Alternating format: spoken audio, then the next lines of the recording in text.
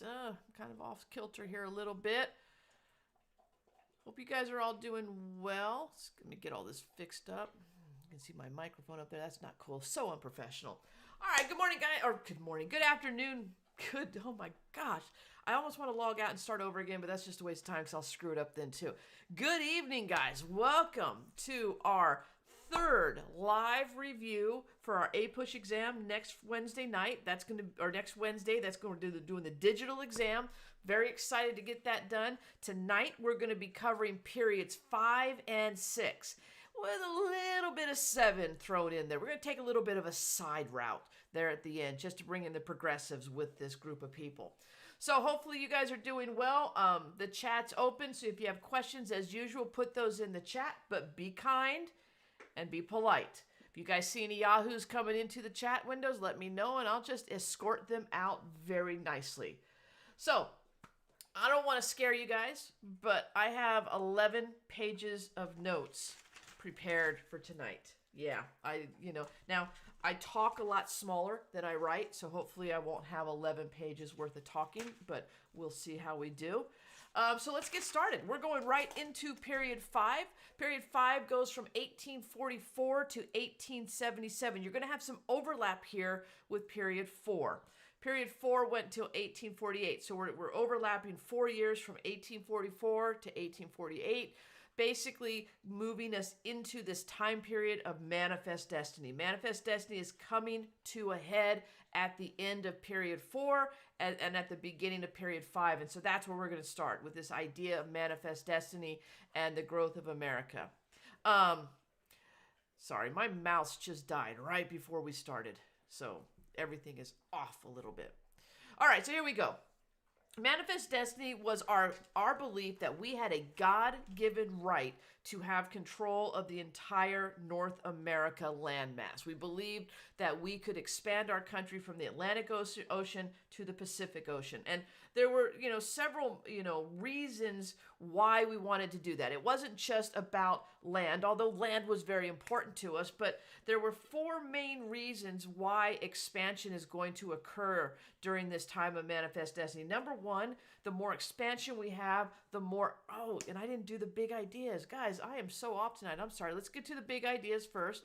So big idea number 1 is that many Americans believed it was their manifest destiny to expand their nation over the whole North American continent. So there you go, just what I told you. I wasn't lying. So anyway, we're doing this for 4 different reasons. Number 1, the more land we have, the more access we have to mineral resources. Gold is going to be discovered in 1849, but there's other minerals out there, silver, copper, and then we'll find oil and stuff like that. So the more land we have, the more access we have to mineral resources. Number 2, it's an economic opportunity for a lot of settlers, not the real wealthy, maybe those who don't have as many opportunities, around urban areas. So this is going to give them an opportunity to grow as well. Number 3, we had some groups looking for a religious refuge. Now, really, the only group to talk about in this time period is going to be the Mormons, but they are seeking some religious refuge, trying to escape some religious persecution of the East. And then finally, this kind of ties directly to this idea of manifest destiny. We believed our American institutions, our government, democracy, federalism, all that, were superior to any other institutions that existed over the continent. So it was just natural for us to want to spread our ideas and our institutions throughout the entire continent. That's the right thing to do. That's our destiny. And so this is going to be this idea that's going to be introduced by John L. O'Sullivan. That's the guy who came up with this term manifest destiny. But there's also going to be some motivating factors that's going to help this grow. For instance, there's going to be legislation that's going to be passed that encourages the westward expansion. You're going to have the preemptive acts that is initially going to offer really cheap land by the government. So the government's going to be offering cheap land to American settlers to encourage them to go out west. And then also, like I said, I mentioned the gold rush, or the discovery of gold in 1848 that's going to lead to the gold rush of 1849. We want, there's money to be made. And then finally, and I touched on this at the end of last night's lecture, you have Southerners who are looking for more arable land.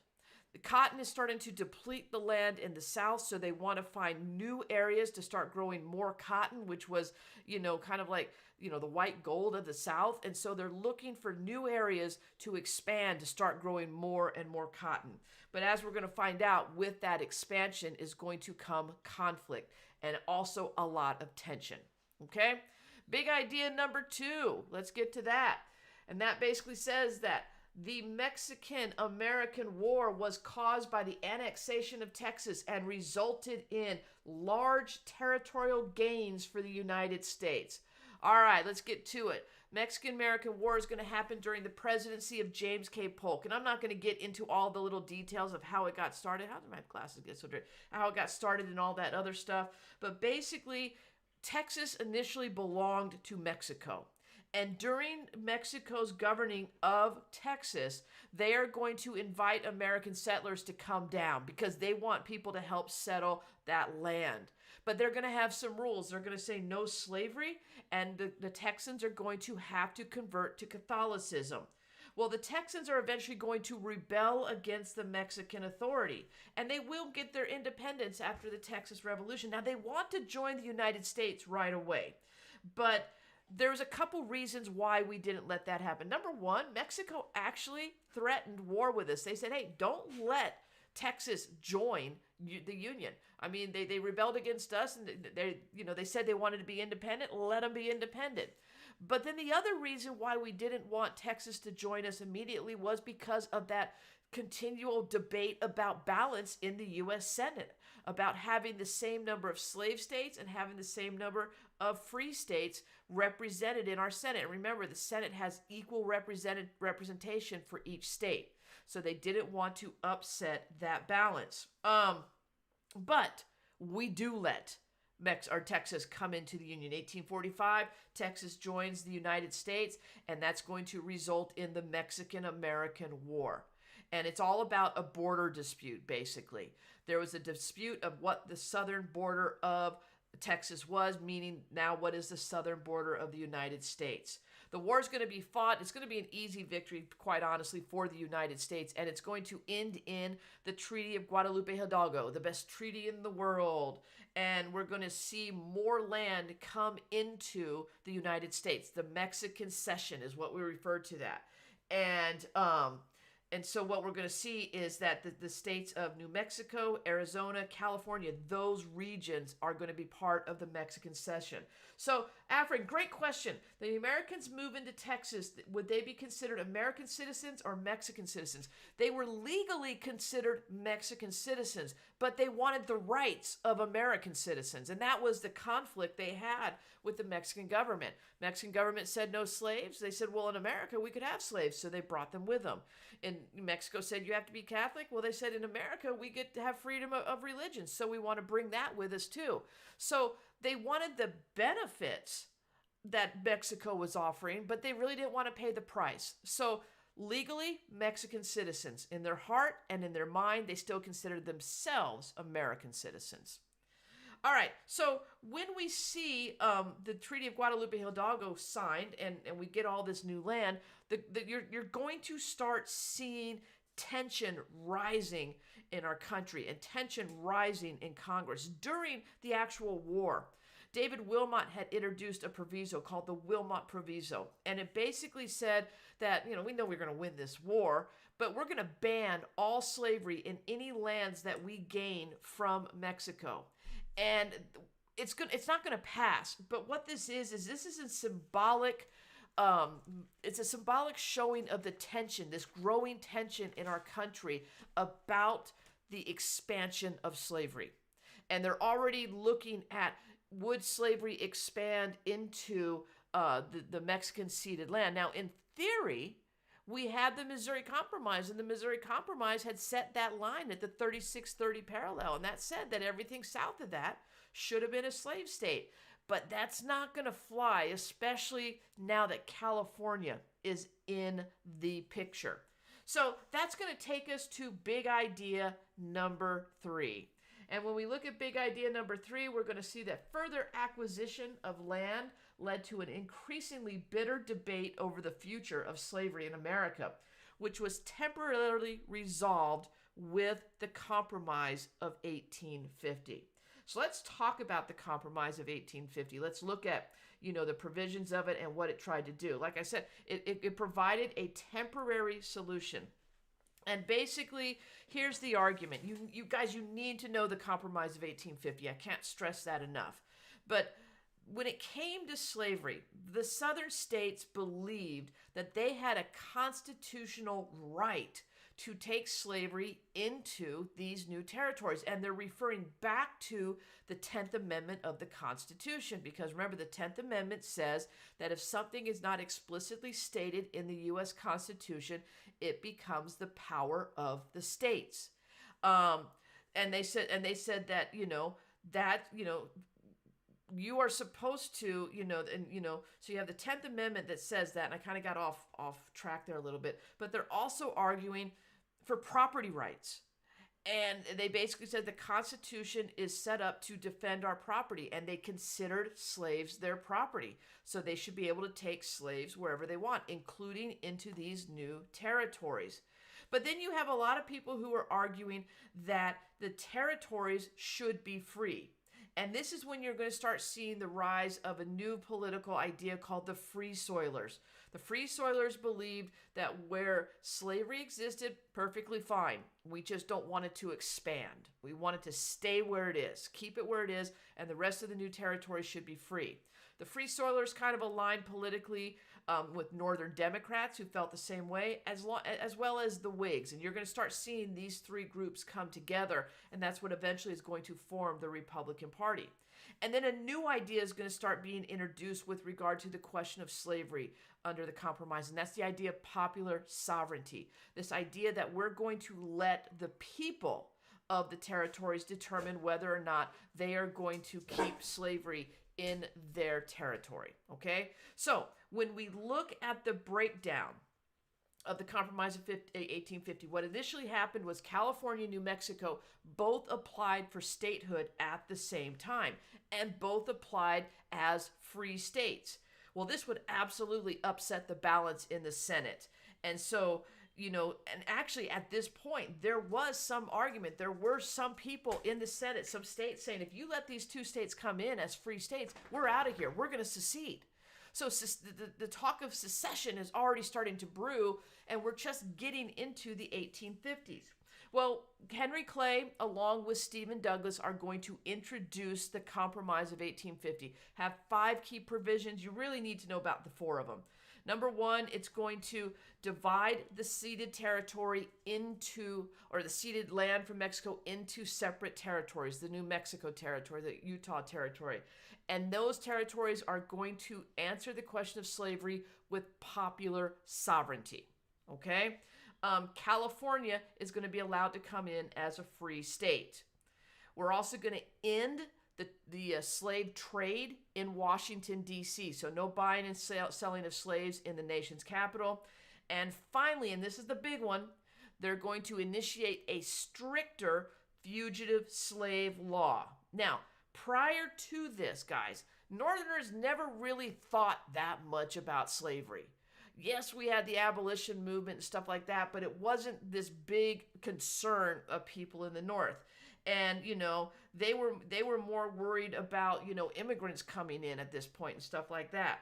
With the passage of the stricter fugitive slave law, the Northerners now care, because now they can be held liable if they don't report, runaway slaves that they are aware of, or they don't help capture runaway slaves if they come across one. Generally, it would result in a fine or maybe a couple days in jail, but now they care about slavery. Okay, so that's the Compromise of 1850. Definitely need to know that one.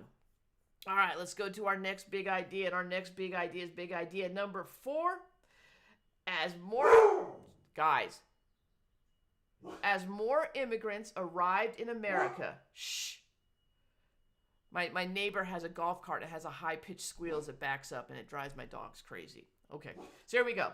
As more immigrants arrived in America, they created ethnic enclaves where they preserved their culture and faced opposition from nativists.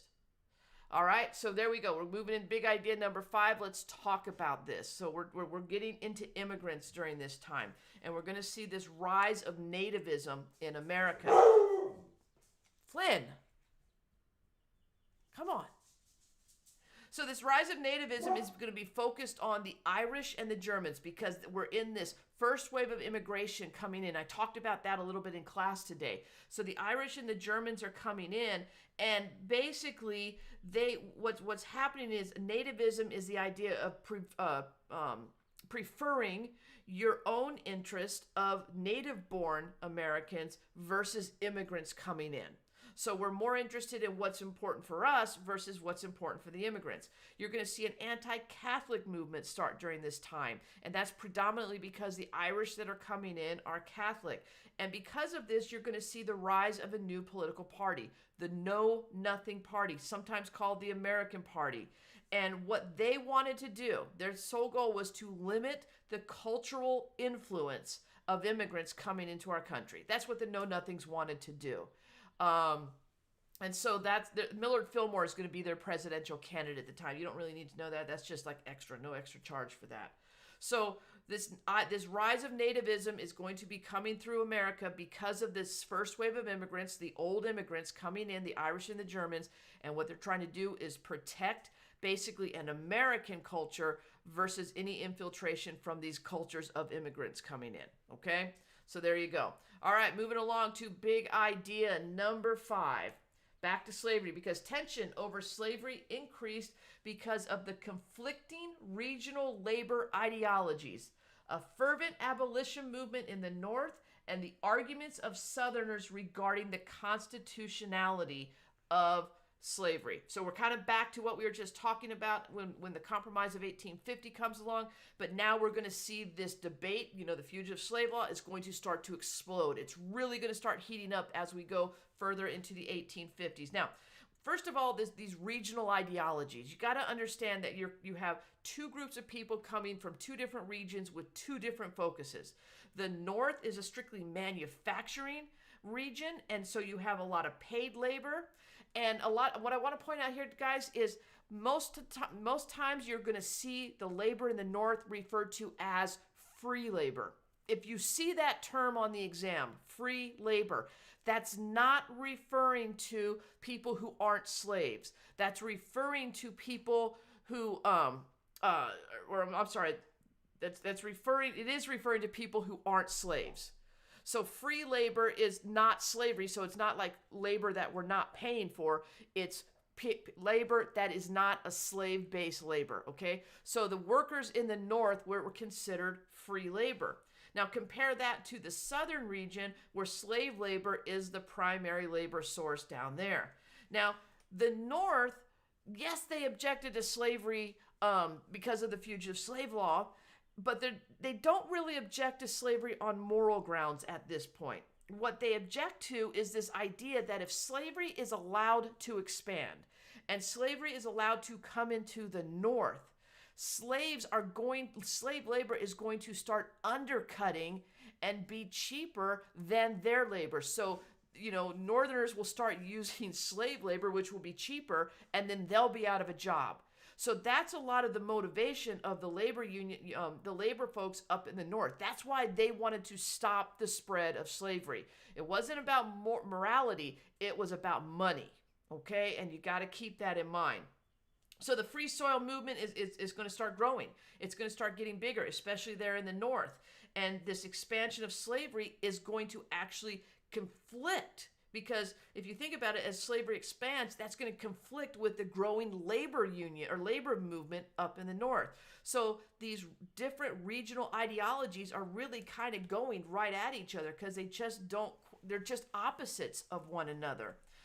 You do have an abolition movement, though. You do see the beginnings of the Underground Railroad during this, is going to be operating during this time.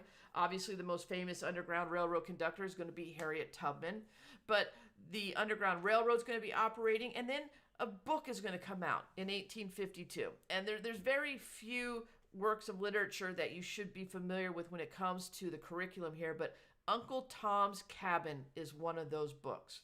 Because what Uncle Tom's Cabin does is it's going to take this fictional story about a woman and her family attempting to escape slavery in the South and being on the run from these slave catchers who are working now under the authority of the Fugitive Slave Law and who are using the Underground Railroad trying to get to Canada. And in the process of this book and the storytelling, we hear about the atrocities that are happening to the slaves in the South and how they're treated and stuff. And the best way I can describe it is Uncle Tom's Cabin put a human face on this institution of slavery. Before the book, slavery was just down there. And yeah, we don't want it to spread because we don't want to lose our jobs. But now, all of a sudden, the morality question starts to weave its way into the discussion. And so you're going to start to see the abolition movement growing out of this. And then once again, the constitutionality of slavery during this time. Remember, the South believed that they had a constitutional right to their slavery, to the slaves. They believed that, with the 10th Amendment, the power of the states. They had a movement of white supremacy in the South, and there was a view of the black slaves as less than human. And so we start to see this conflicting ideology start to grow between the North and the South. I mean, we had regional differences as far as labor systems and stuff right now, but then we have an ideology that starts to differ.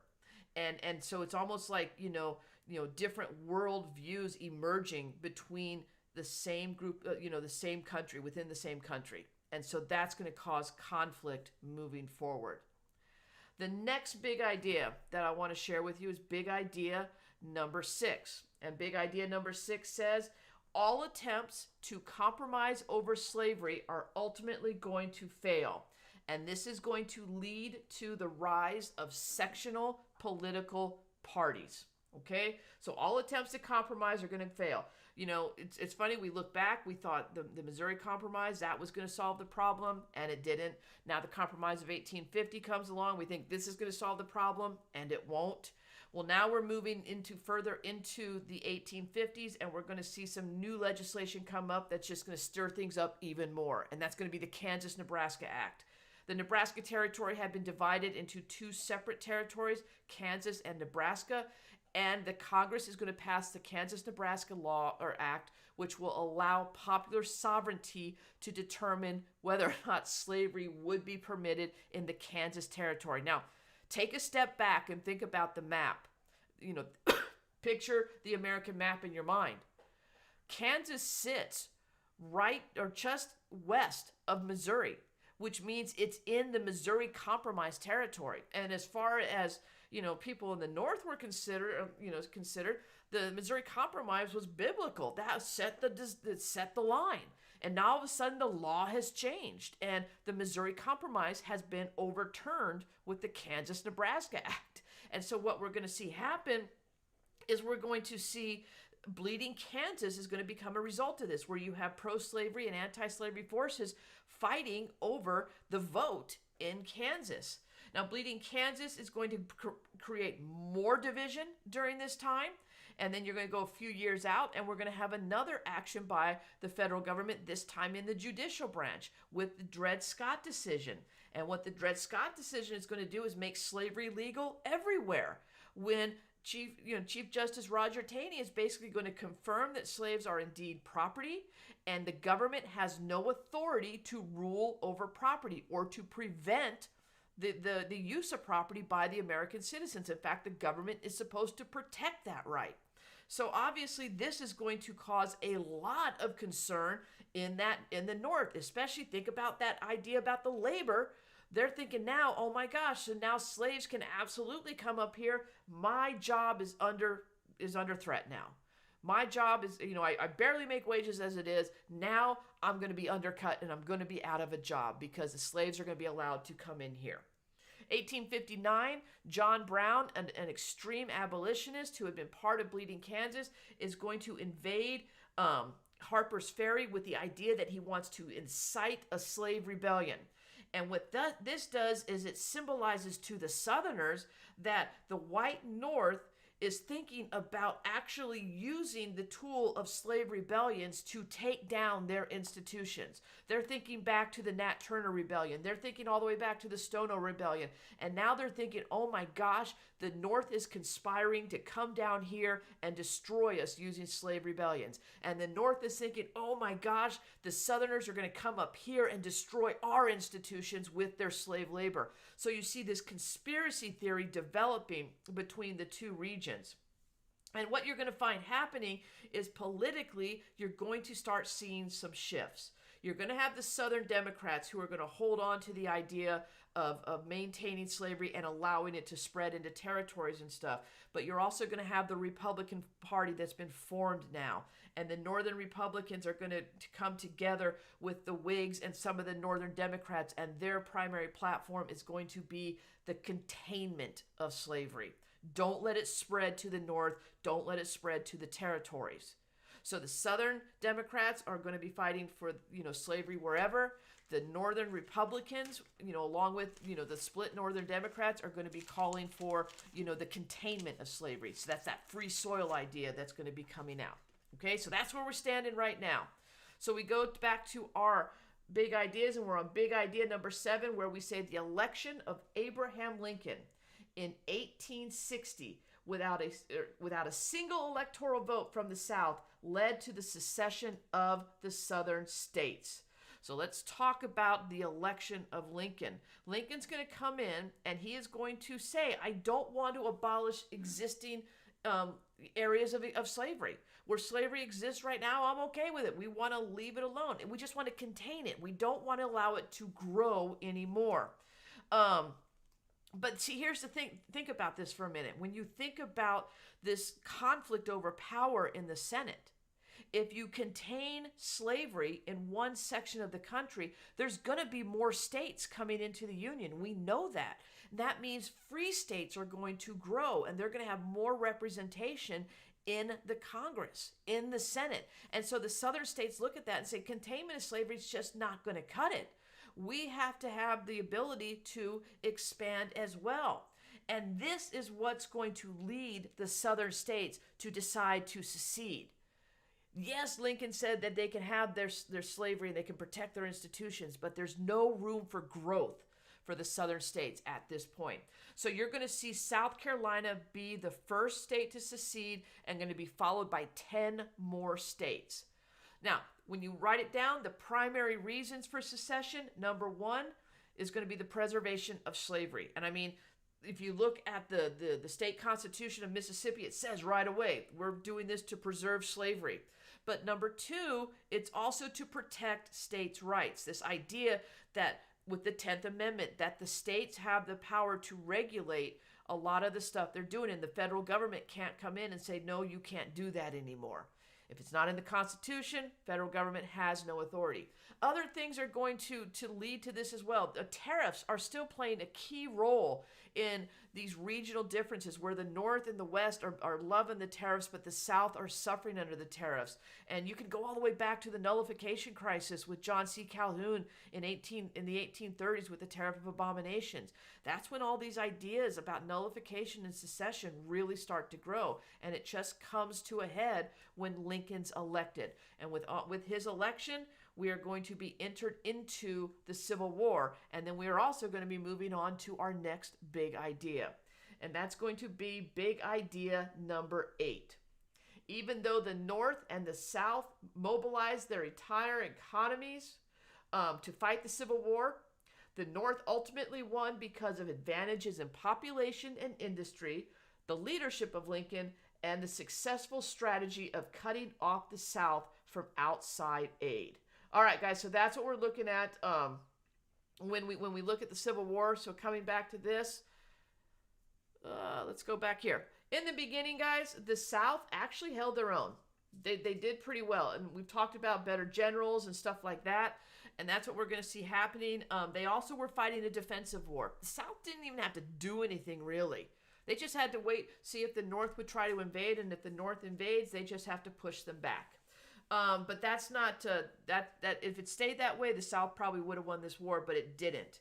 The North is going to win because they have a bigger population, they have industry, and they have banks and railroads.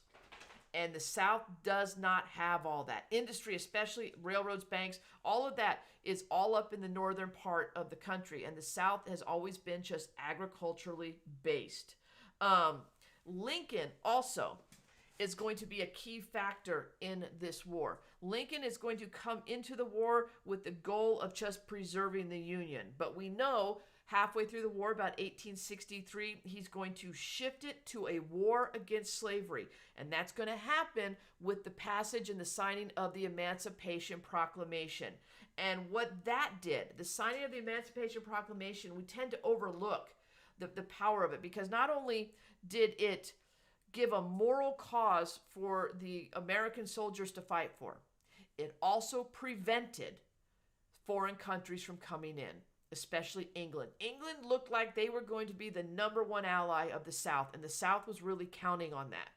But after the Battle at Antietam and then the passage of the Emancipation Proclamation, England had to take a step back, because just before the Civil War started, England had signed its own Emancipation Proclamation. And how would it look if they allied themselves with a slave-owning country? So they had to take a step back. And without any outside support, there's no way the South can win. Now, the North is also going to, start to work and make their way south. And they are going to they're going to go practice the scorched earth policy. As they move into the South, they're going to destroy any Southern infrastructure that exists. I mean, they devastate the South, guys. And that's actually seen in Sherman's March to the Sea, where literally any railroad, they tear it up. Any fields, they salt. They just destroy the South and just take them down to their knees. And they will end up winning this war. So, next big idea. Go over here, all these different screens. Big idea number 9.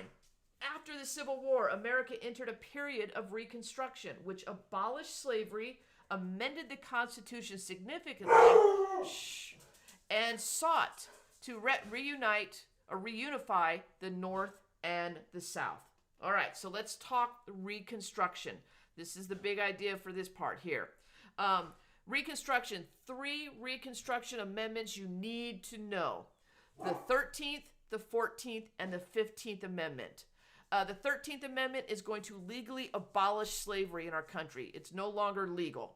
The 14th Amendment is going to provide equal protection under the law, specifically at this point for the freedmen, granting them citizenship. And finally, the 15th Amendment will give freedmen the right to vote in our country. So at this point with the 15th Amendment, all men in America have the right to vote. Women, not so much. Not yet. Still working on it. So basically, the South, what's going to happen is Lincoln actually had a very lenient plan to bring the South back into the Union. And then after he's assassinated, Vice President Johnson, the guy, Andrew Johnson, who takes his place, is going to maintain that lenient policy. However, the radical Republicans, the Republicans in Congress are like, why should we be lenient? They have to pay for what they did to this country, for the 600,000 lives on both sides that were lost. And so we're going to see Reconstruction move more to the radical Republican side. And so what does this mean?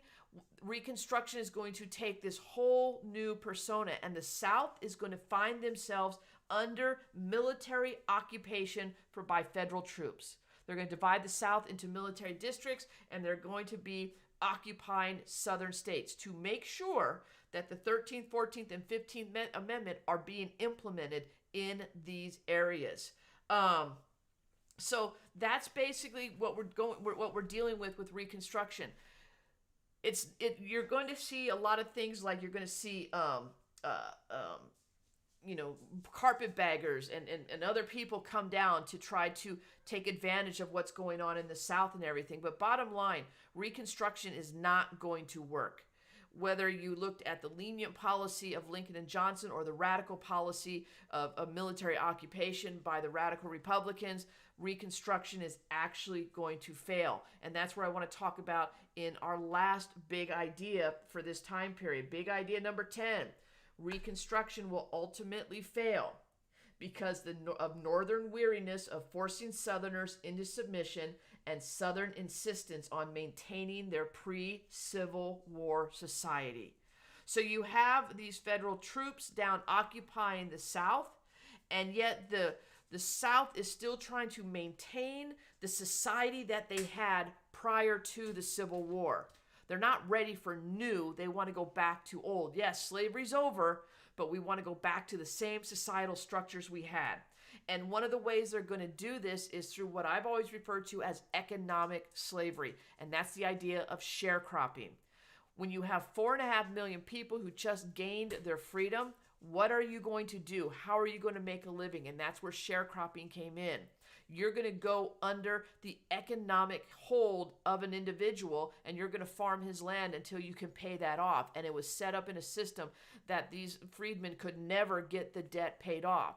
So sharecropping became another version of slavery. So we're already moving back to that pre-war society. You're going to have the rise of white supremacy groups, the KKK.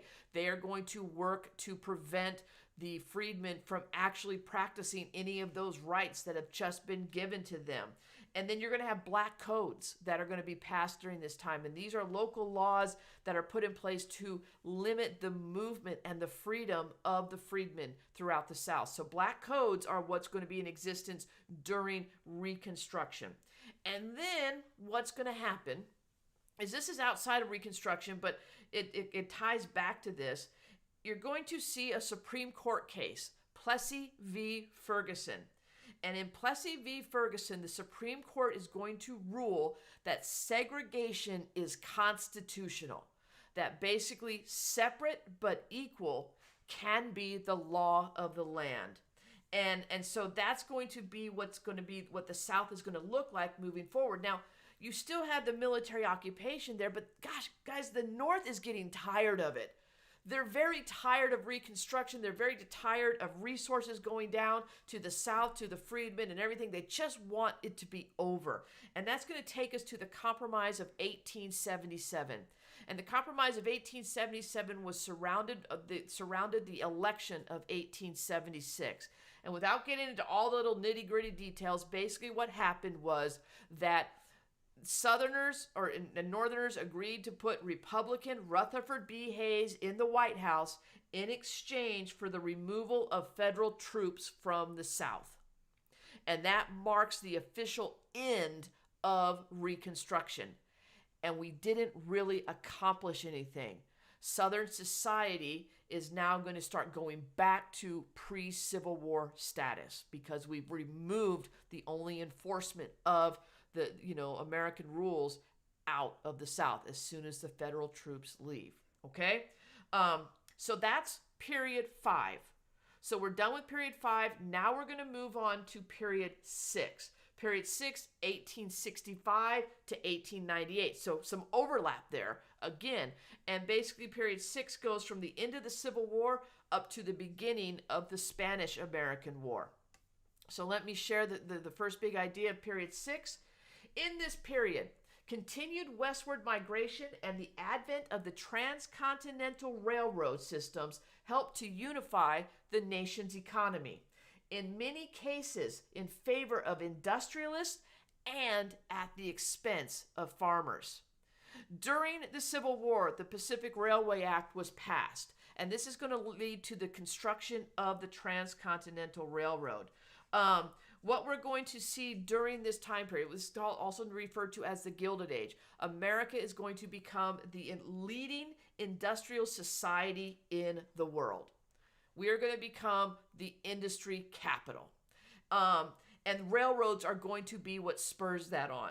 Now, what the railroads did, guys, is they're going to bring the regions of our country together. And we're going to create this national market. We've already seen the beginnings of this when we talked about the market revolution. And we did that with steamships and roads and canals. Well, now we have the railroads. And these railroads are going from the Atlantic all the way to the Pacific. We're actually going to have 4 transcontinental railroads. And what we're going to see is that this national market is going to create this desire for mass production. We want to start producing more and more. And we're also going to encourage mass consumption. And so we're going to see this rise of a national market, and the government is going to prop this up, because what the government is going to do to encourage this growth, this economic growth, is they're going to give a whole lot of land grants to these railroads in order to get, you know, these 4 transcontinental railroads and all their spur lines built in our country. And it did. It connected our entire country. But there was a group of people left behind that this is not going to benefit. And that group of people is going to be the farmers.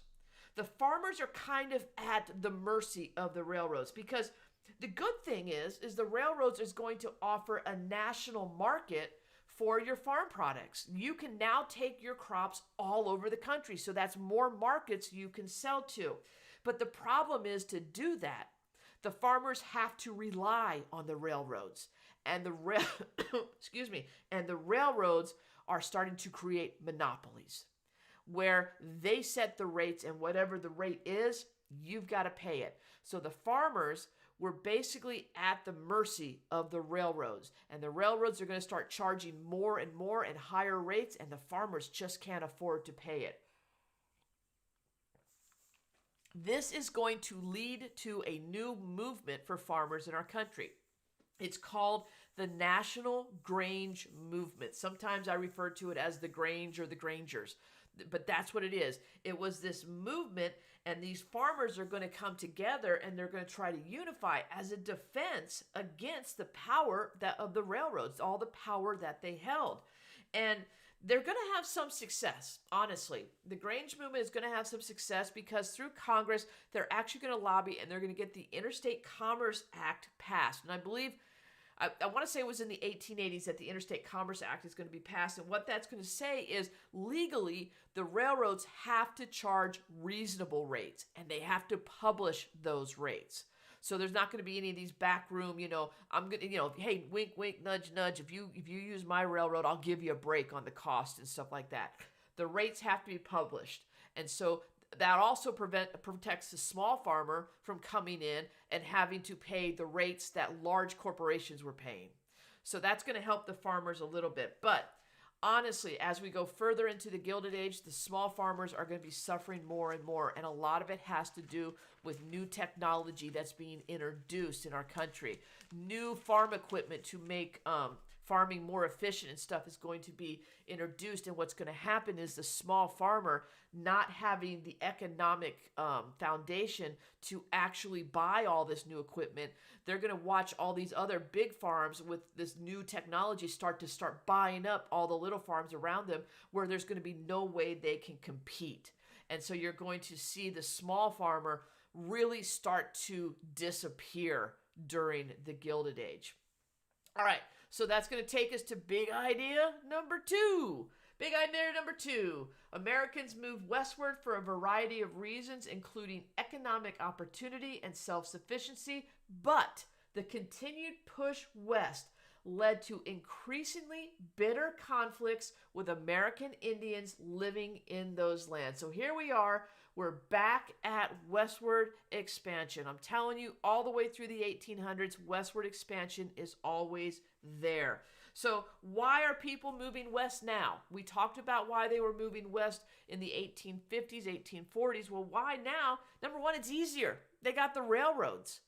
You don't have to go across the Oregon Trail for months and months. Now you can get across the country much easier. The previous mentioned Homestead Act is giving them a lot of cheap land where they're able to go out and start a new life basically without having to purchase the land. And so that's going to provide a lot of opportunity for self-sufficiency and economic, growth, if you will. You have a chance to build something for yourself that you didn't have before. But the problem is going to be, it's going to create a lot of conflict with the Native Americans. We're going to see these settlers moving west, and they're going to clash with the Native Americans. In fact, during the time, they referred this to, and I quote, the Indian problem. And so the question is, how do we deal with this? And this is how the reservation system got started. The federal government is going to start confining Native Americans to certain lands and saying this, and with the promise of, if you stay here, the settlers are going to leave you alone and all this land is going to be yours. But here's the problem, especially in the Plains region. Remember, the Plains Indians were nomadic. They were hunter-gatherers.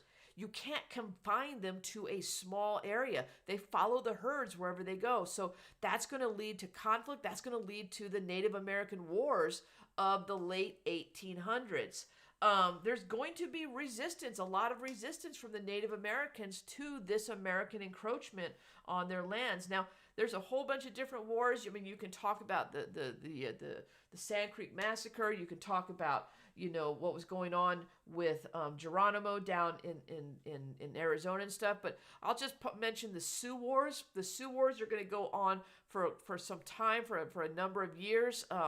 And one of the major battles of the Sioux War is going to be the Battle of Little Bighorn, George Custer, and stuff like that. And at first, in the beginning of the Sioux Wars, the Sioux are going to have success. Obviously, they defeat Custer and everything. They actually are winning. And then we're going to go through this time period of calm where it seems like things are calming down. But then Congress is going to pass what's known as the Indian Appropriation Act. And what this is going to do is it's going to nullify every previous treaty that the American government had signed with the Native Americans, including the Sioux.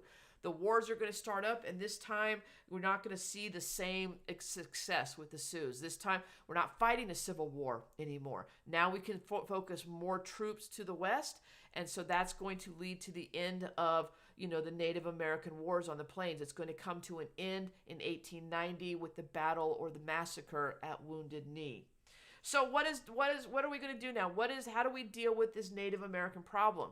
And what's going to happen is in 1887, the Dawes Act is going to be passed. D-A-W-E-S, Dawes.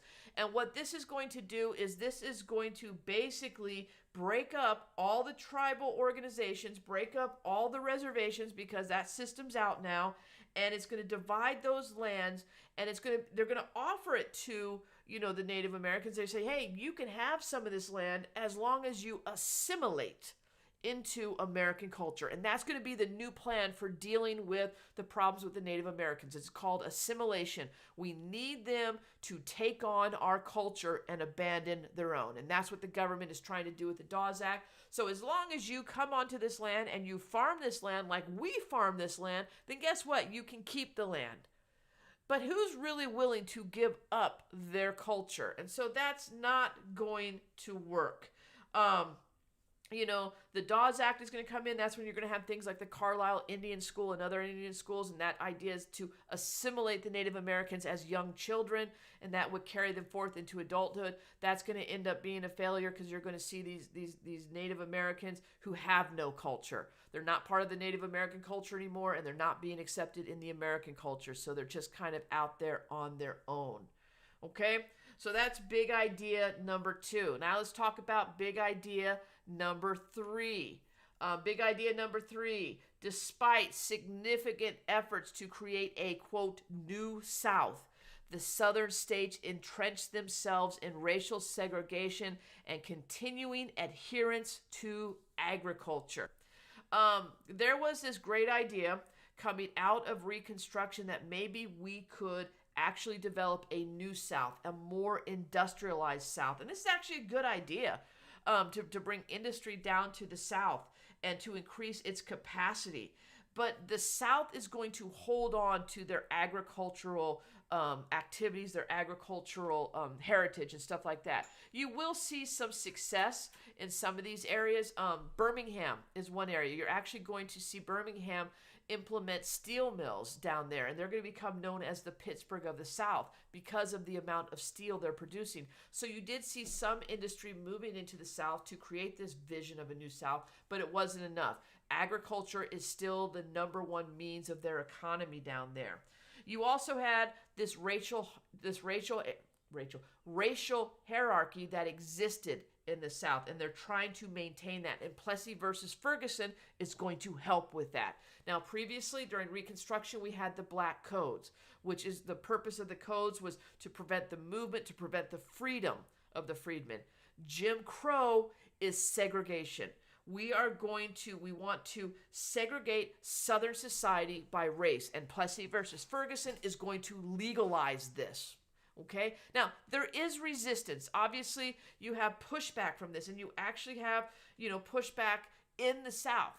Even though you have, the KKK running rampant, even though you have lynch mobs down there, there is going to be public pushback, and that's going to come from one specific person, and her name is Ida B. Wells. Ida B. Wells was a newspaper editor, and she is going to write editorials against the lynching, against the mobs, against the KKK, against Jim Crow. And what's going to happen is, they're not going to just let her get away with that. So she's going to be threatened with violence. She's going to be attacked as well. She's actually going to have to move to the North and escape the South. But she's still going to start writing about these editorials about what's occurring to bring a light to what's going on. The term I'm going to use is she was one of the muckrakers. And I'm going to talk about muckrakers here in just a few minutes. But Ida B. Wells, you should know that name. And remember, Jim Crow was about segregation, segregating society by race. And Plessy versus Ferguson absolutely made that possible. Okay? All right, here we go. Let's go into big idea number 4. We're actually going to move out of the South now, and we're going to go up to the North. And we're getting big idea number 4, where it says, technological innovation created the occasion for the rise of expansion of industrial capitalism. Oh boy, here we go. This is probably, the big thing you think about when you think about the Gilded Age is industrial capitalism. Now, two things are going to occur. Two things that have been occurring in our country is, that's going to lead to or lend to this growth of industrial capitalism. Number one is actually going to be westward expansion, because as I mentioned earlier, westward expansion opened up our country to more mineral resources and more natural resources. And the industry is going to take advantage of that. And then the other one, I kind of alluded to it just a minute ago when I was talking about Birmingham, Alabama being the Pittsburgh of the South, because they implemented what was known as the Bessemer Process. The Bessemer Process was this new process they came up with of creating steel, and it made steel stronger and lighter and cheaper. And steel is going to become literally the backbone of the growth of industry in our country during the Gilded Age. So we're going to see this rise of industry during this time period. So let's look at big idea number 5. Big idea number 5, large scale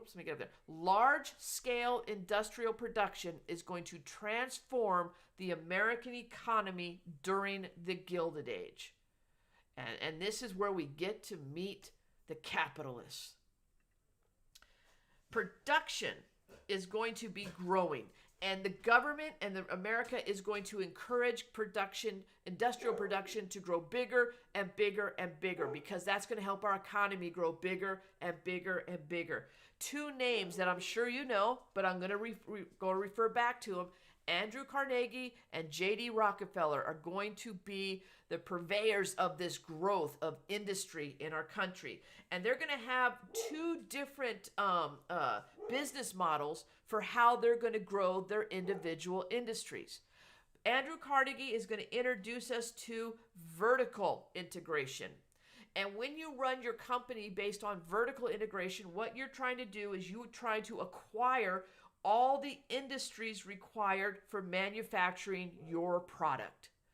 And it's not, so that's what Andrew Carnegie's going to do. He created U.S. Steel, and he is going to basically acquire every single stage of production, whether it's the mineral acquisition, transportation, production, sales, marketing. He had control of every single aspect of the production of steel. The other business model is called horizontal integration. That's going to be used by J.D. Rockefeller. Rockefeller, who was part of Standard Oil, he is what we do with horizontal integration is that's when you buy out all the competition. So if he's going to refine oil, what he's going to do is work to buy out every single refinery in the country so he can control the flow of refined oil in our country. There's no competition. In fact, both ways, you're basically eliminating the competition so you can rise up and be the cream of the crop. What we're developing here is monopolies. When one person or one company controls the entire industry of a product. So Carnegie and Rockefeller are the two perfect examples, but know the difference between vertical and horizontal integration. Now, these monopolies are often, they're also called trusts. So monopolies and trusts, same thing. So you can interchange those terms, but it was made possible at this time by an anti-regulation focused government. Our government was staying out of business. We call that laissez-faire. Laissez-faire politics, no regulations in place for running a business. But what's fascinating is while the government didn't want to get involved in how these industrialists, how these monopolists ran their businesses, they had no problem getting involved in labor conflicts. No regulation for businesses, but they definitely got involved in different labor conflicts. Labor disputes, the government are going to get involved. Now, when we look at, and I'm going to talk about labor unions a little bit further off, but I just wanted to make that point right there. So these capitalists, they defended themselves through this idea, this theory of social Darwinism that's going to grow off the idea of Charles Darwin's theory of Darwinism, the origin of species, and what that idea of social Darwinism is that only the strong survive.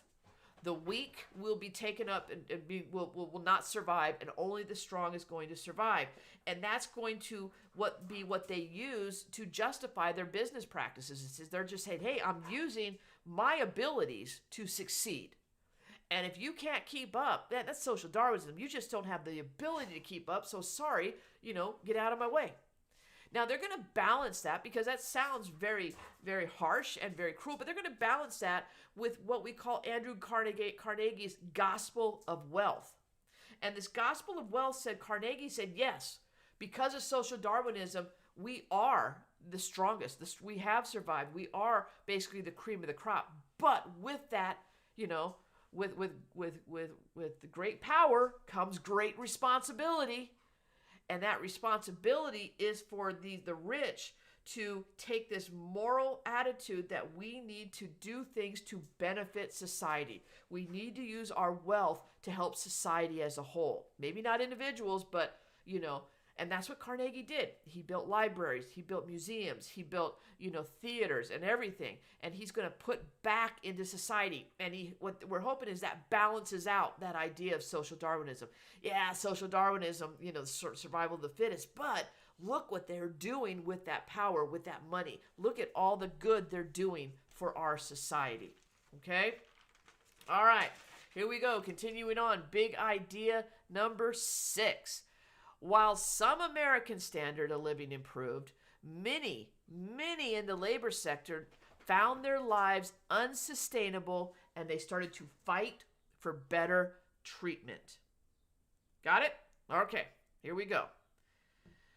We start to see during this time the middle class grow. As these industries started to grow, you started to see a middle I'm sorry about the dogs, guys. My front door's open. I should have closed it. But a middle management level. Instead of the industrialist dealing directly with labor, you've got a mid-level, and we call these white-collar workers, okay? The white-collar workers are overseeing, the what we call blue-collar workers, or the actual labor. And labor is feeling like, and rightfully so, that they're being put in a precarious position. The work in these factories during the Gilded Age was very dangerous. It was a dangerous job. It was dangerous to work in their factories. Remember, no regulations, so no safety protocols, no workers' comp, nothing like that. And so what's going to happen is you're working in a dangerous situation. You're working long hours, 12, 15-hour days. As long as it's light out, you're working, and you get low pay. And as an individual, there's no way you're going to get the industrialists, the capitalists to hear you. Your voice will not be heard. It's going to be drowned out by middle management who's trying to make the best product at the lowest price. And so the individual is not being heard during this time period. That's going to give way to the rise of unions during this time. And unions are going to come together. So that's all the labor coming together, and they're going to have one loud voice, and so they can be heard. There's going to be several different unions that are going to come out. Two of them that you should be familiar with. The first one is going to be the original union, and that's going to be the Knights of Labor.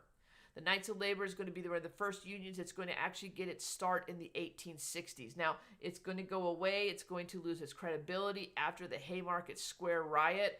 If you remember correctly, that was actually created by anarchists of the time, but the Knights of Labor were blamed for it, though they had no role in the riot whatsoever. But when that happens, they're going to lose membership, and the Knights of Labor are going to go away. But another union is going to rise up, and led by Samuel Gompers, and that's going to be the AFL. And the AFL is still around today. The unions with this voice, what they're basically going to be calling for is higher wages, shorter hours, and safety in the workplace. And like I said, they're going to use strikes and everything to try to get attention, but it's going to be the government more often than not that steps in to put an end to those strikes. So while government, laissez-faire with the industrialists and management, absolute involvement with the different strikes and preventing the unions from getting too much power. Okay? All right, we're moving on because we're going on now to big idea number 7. Get it right there in the middle of the page for you. Big idea number 7. The industrial workforce expanded and became more diverse through internal and international migration. So we're going to talk a little bit of immigration here right now. Once again, we covered it during class day, but let's talk about it a little bit more in depth. We are still, we've seen, that first wave of immigrants come through. That's going to be coming from, Ireland, Germany, Scandinavia, England, places like that. Then we're also going to see a new wave of immigrants come in towards the latter half of the 18th century, towards the 1880s, 1890s, and that's going to be coming from Southern and Eastern Europe. Now, there's going to be some very distinctive pull factors that's going to bring immigrants into our country because we're the leading industry now in the world, obviously jobs. So there's a lot of opportunity. But a lot of these immigrants are also looking to escape persecution. They're looking to escape poverty. And they're looking for an opportunity for social mobility. Because even though, we have, this rising industrial class and we have this rising mid-management class, there is still the opportunity for, if you're down at the lower level, there's always an opportunity that you might be able to move up. And quite honestly, most of these immigrants coming in, even joining our labor force, they're already moving up socially. So that's going to be those pull factors that's going to bring them in. You're also going to see they're going to start settling in the urban areas. They're going to start moving into, the dumbbell tenements and stuff like that. And you're going to start seeing the cultural enclaves within the cities, different, groups moving in and finding people of like kind, the same culture that they can share and they can feel comfortable with. We also have migration going on during the Gilded Age. I talked about it in class today, the exodusters. These are going to be African Americans that are going to be moving to the Midwest to try their hand at agriculture under the Homestead Act. So you have immigration coming in, but then you also have migration within the country itself. So what did these immigrants offer? Let's go to big idea number 8. Immigration is going to increase during the Gilded Age, but immigration is going to face opposition from nativist and labor unions, but found help through private welfare programs like the settlement houses. Okay, so these immigrants are coming in, guys, and there are threats. They're a threat to the labor that already existed in our country at this point. They're going to be cheaper. They're going to offer themselves up cheaper than those members who are members of unions and stuff like that.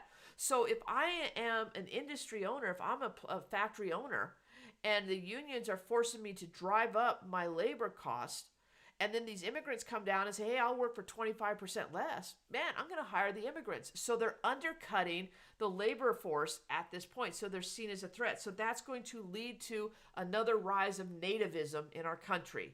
Nativism comes and goes in our country based on the waves of immigration coming in. You're going to see the American Protective Association being formed for the nativists. You're going to see an anti-Catholic league being formed under nativism. And a major piece of legislation that's going to be passed during this time in 1882 is going to be the Chinese Exclusion Act, where we're actually going to stop all Chinese immigrants from coming into our country. Now, when we talk about the threats of who is coming in and stuff like that, another thing that the nativists saw was a threat to the American, quote, gene pool. The Irish were absolutely seen as a threat to our gene pool. And the Irish are coming in, and they're tied to a lot of drinking and stuff like that, and we just don't want their genes to mix with ours. So that's another reason why the nativists really were against all these immigrants coming through, is they were trying to maintain some semblance of American purity, whatever that is. I don't even know what that is, but that's what they're trying to do. But as bad as it was for the immigrants, and it was bad, there was some positive. There was some help for them. And that's going to be in the structure of settlement houses. The name you need to know is Jane Addams. Jane Addams is going to start the settlement house movement. Her personal settlement house is called Hull House, Hull.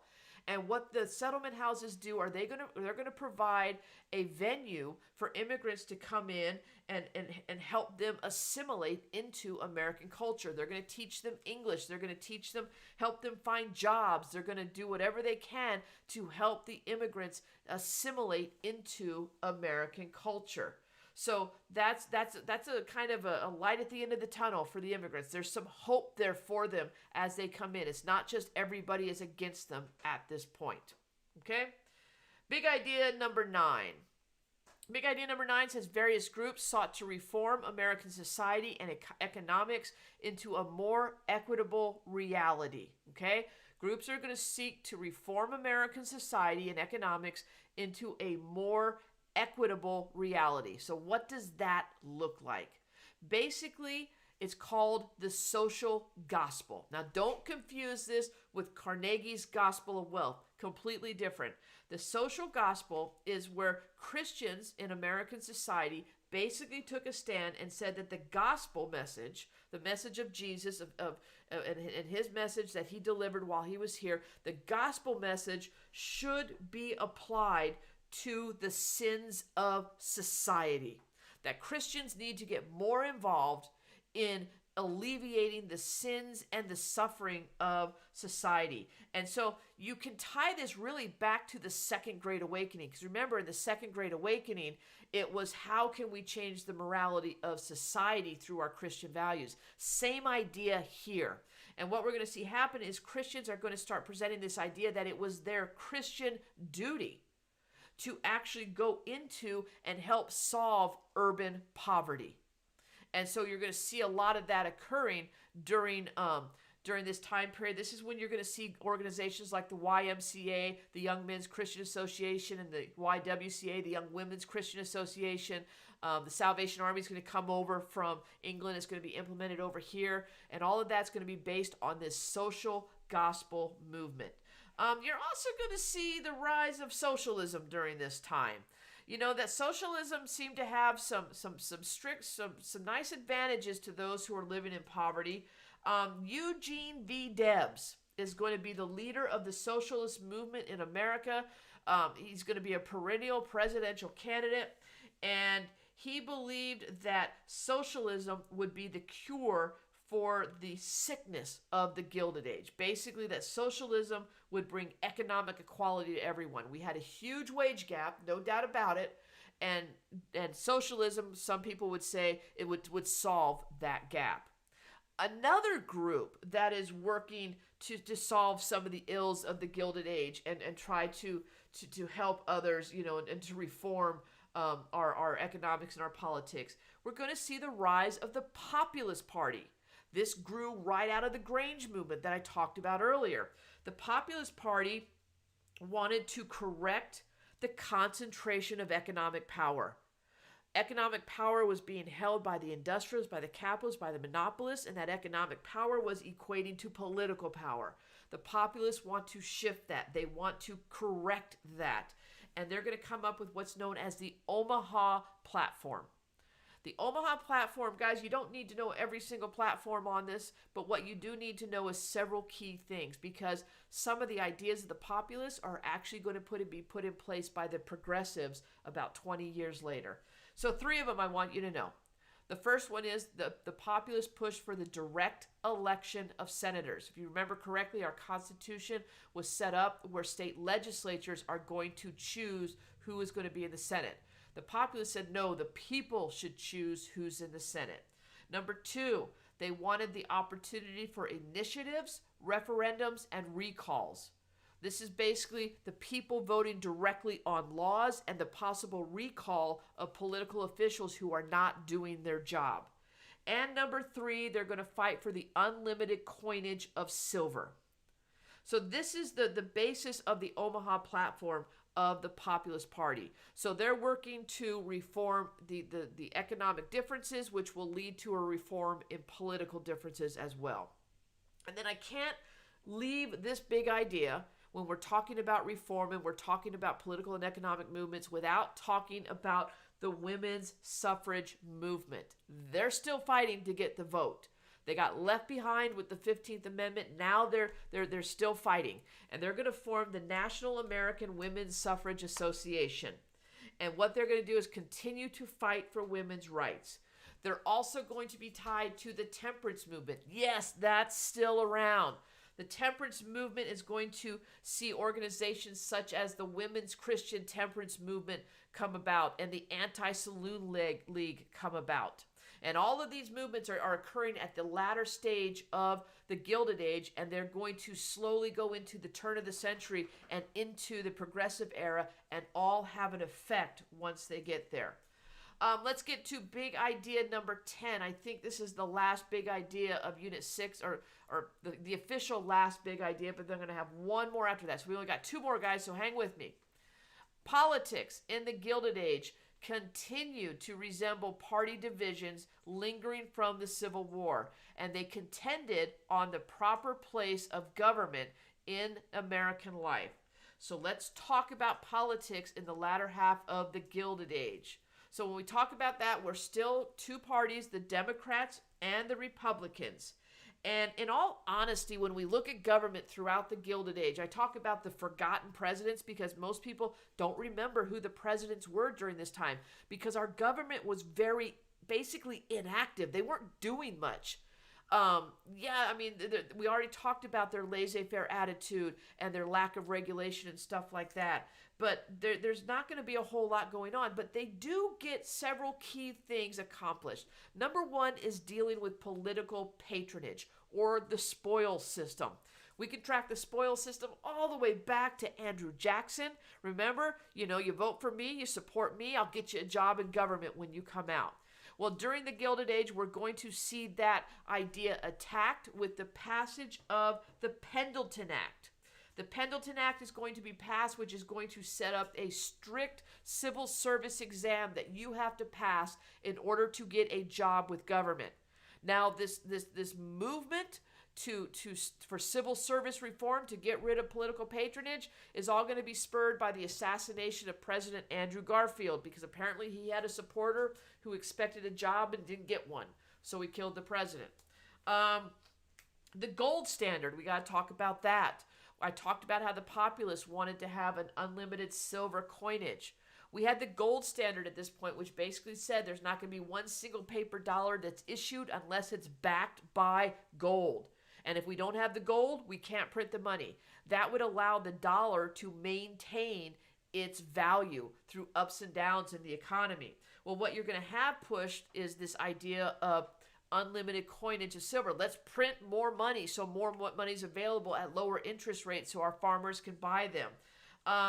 That's not going to really happen. We're going to see some compromises coming forward, but the idea of unlimited free coinage of silver is not going to happen. But this idea of bimetallism is going to be introduced during that time. And bimetallism, that's a term you need to know. So that means we're actually coining both gold and silver.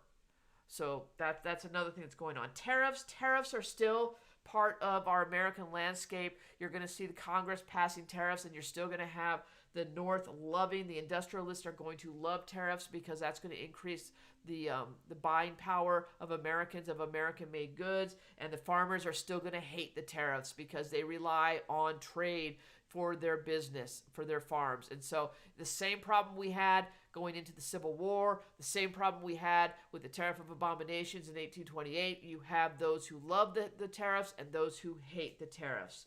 And then, of course, you can't talk about politics in the Gilded Age without talking about political corruption.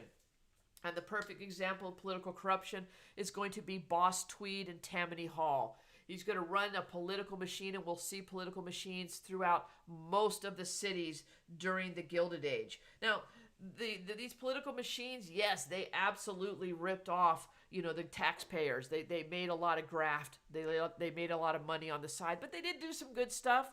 They are going to be of assistance to immigrants coming in. They're going to help them find jobs. They're going to help them find housing. And all they ask in return is their votes. I got you a job, give me your vote.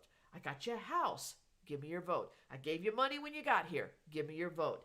And that's how the political machines grew in power during this time. Otherwise, the immigrants, if they didn't get the vote, then, they would lose all the benefits that the political machine was providing for them. And at this time, guys, the vote was a verbal vote for everybody to hear. So it was very difficult to vote against the political machine. Now, last big idea, and this is actually taking us into period 7, but I think it ties directly to what's going on during the Gilded Age, and that's this idea that the progressives wanted strong government intervention to reform society on the issues like political corruption, social injustice, and economic inequality. We're going into the progressive era right at the beginning of the 1900s. So from about 1900 to about 1914, 1918, right in that era. This is where I want to talk about muckrakers. Remember, I talked about Ida B. Wells being a muckraker? A muckraker was an investigative journalist who was going to spotlight the sins of our society. And they're going to do it in print. Now, that's what Ida B. Wells did with lynching and with the KKK down in the South. But others, Upton Sinclair is going to write a book called The Jungle about the meatpacking industry. And if you're getting ready to eat, don't read that book. It's just nasty.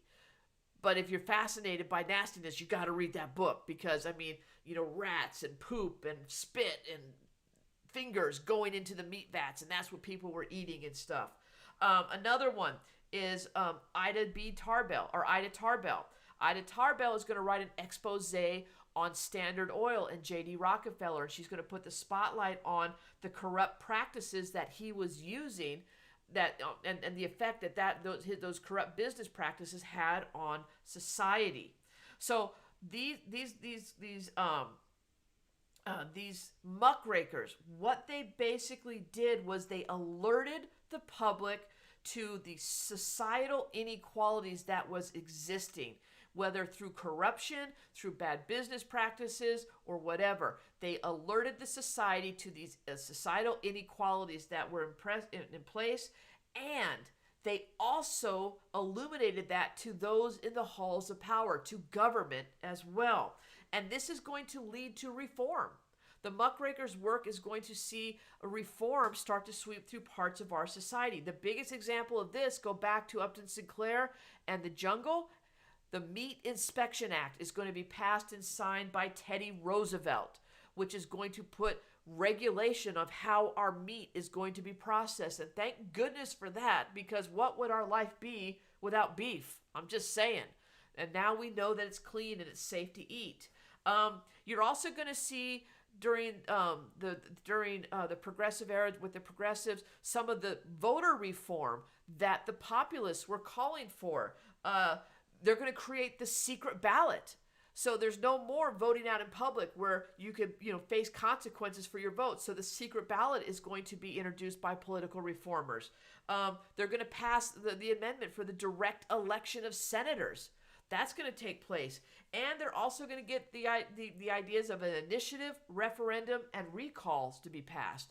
All of this political reform is actually giving more democracy. It's creating more democracy for the people of America. The other thing we're going to see is the rise of efficiency in government. And what's very interesting is there's a guy by the name of Frederick Taylor. And Frederick Taylor is going to create this scientific management process or theory. And he does this by going into factories and basically observing the workers and counting the steps it took for them to get from one machine to the other and how much time they spent making one product, and such like that. The Populist Party, Jeff, the Populist Party is going to end primarily because it was supported primarily by Western farmers, and it doesn't have the support of the main population. But what's cool about the Populist Party, though they only lasted for about 10 years, their ideas extended into the progressive era, and the progressives are going to get them passed. So this idea of scientific management, Taylor is going to find this efficient way of doing business. He's going to say, well, instead of going to the left and then up this aisle to go get that product, why don't you just go straight over here? That's going to eliminate 10 steps, and that's going to save time. And so he's going to go into these factories and make them more efficient in their operating procedures. The same principle is going to start to be applied to government, to make our government more efficient. Why do we have 10 people to do the job that 2 people can do? And we're going to start seeing our government streamlined and stuff like that, and experts being brought into government in order to create a stronger, more efficient system of governance in our country.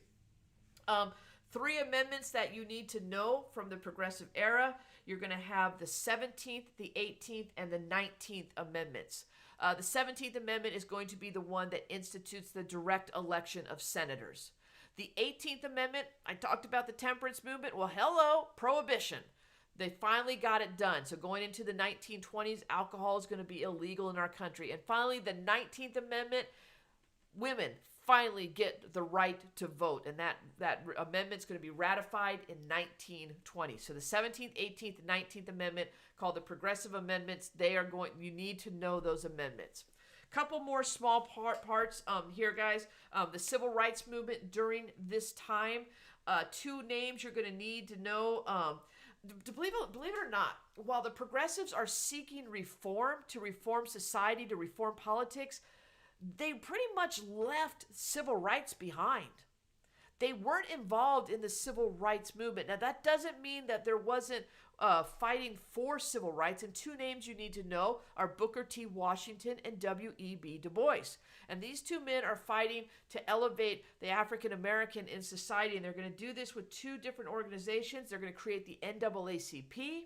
And they're also going to create the Niagara Movement. And these 2 men, though they had absolutely different approaches to civil rights and how to gain equality for African Americans, they were still championing for the rights of African Americans. They were both working for the same end goal. They were just taking 2 different paths. But the progressives, I mean, while the progressives were very diverse in the number in who was involved in this movement, they really had no focus on civil rights at all.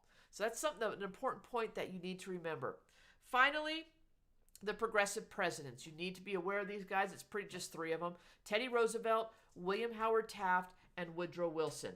Couple big things that the progressive presidents are going to get done. Number one is trust busting. Now, Teddy Roosevelt is known as the trust-busting president, but it's actually going to be Taft who breaks up more monopolies than Teddy Roosevelt does. And the way they're doing that is they're just implementing the Sherman Antitrust Act, a law that was already in place. And then we're also going to see the Clayton Act. The Clayton Act is going to be passed that's going to strengthen the Sherman Antitrust Act, and that's what these progressive presidents are going to use to take down the monopolies. And finally, conservationism. Teddy Roosevelt is going to champion this idea of protecting our natural resources, protecting our natural landscapes, and they're going to pass legislation that is actually going to set aside 150 million acres of land to preserve, make it federal land, so those landscapes will be preserved. That's the Forest Reserve Act of 1891. And that, my friends, is the end of periods 5 and periods 6. So not bad. I thought it was going to go a little bit longer, but we did an hour and 25 minutes. So here's a chance for you guys. I'm going to give you about 30 seconds or so. Do you have any questions for me from this time period? And I'm going to do my best to sit here and stare at the screen while I wait for the lag in time between what I'm saying and when you hear it. And like I said, it's like 30 seconds, and this is the worst part of these live YouTube broadcasts. But what questions can I answer regarding either the sectionalism, the Civil War, Reconstruction, the Gilded Age, and even really for that matter, the Progressive Era? Any questions that you guys have for me?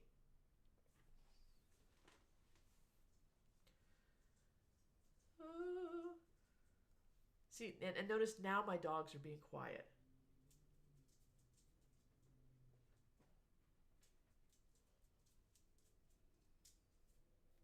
It's painful. It's literally painful to sit here and just wait. I'm watching my clock. And I think there also might be a lag in when you guys enter a question because I have the filters on, so it takes a moment or two for it to come up. So